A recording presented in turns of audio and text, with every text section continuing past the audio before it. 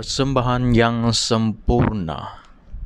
Yesuslah persembahan yang sempurna.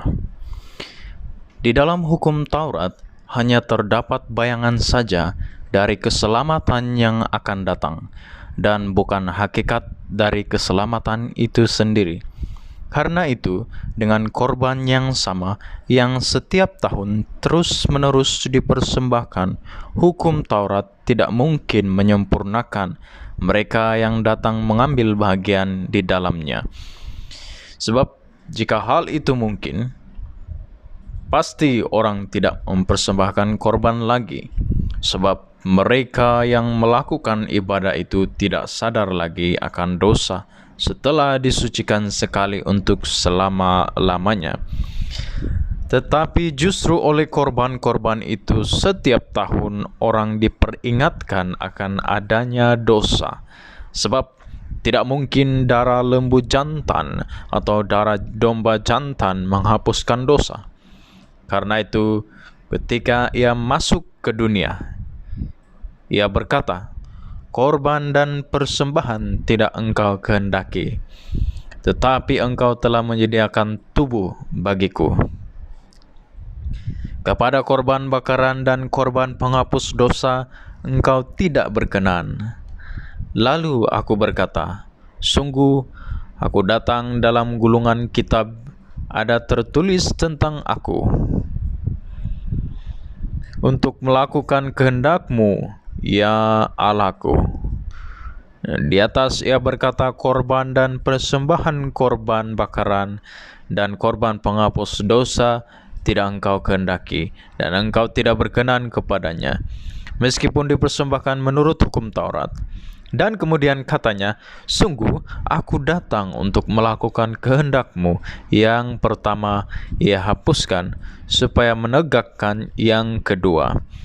Dan karena kehendak-Nya inilah kita telah dikuduskan satu kali untuk selama-lamanya oleh persembahan tubuh Yesus Kristus. Selanjutnya, setiap imam melakukan tiap-tiap hari pelayanannya dan berulang-ulang mempersembahkan korban yang sama sekali tidak dapat menghapuskan dosa.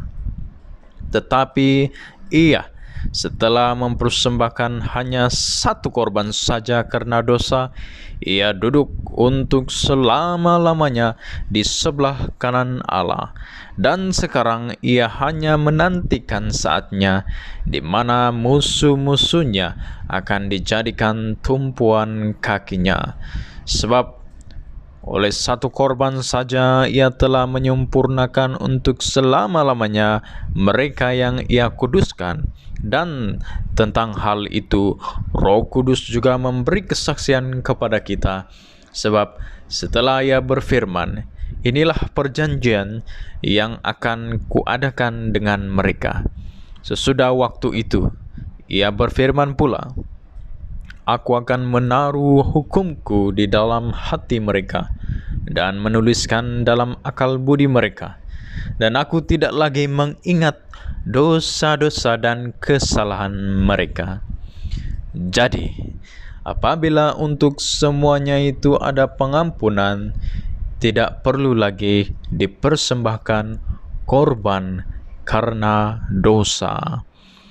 Yesus persembahan yang sempurna, korban yang sempurna.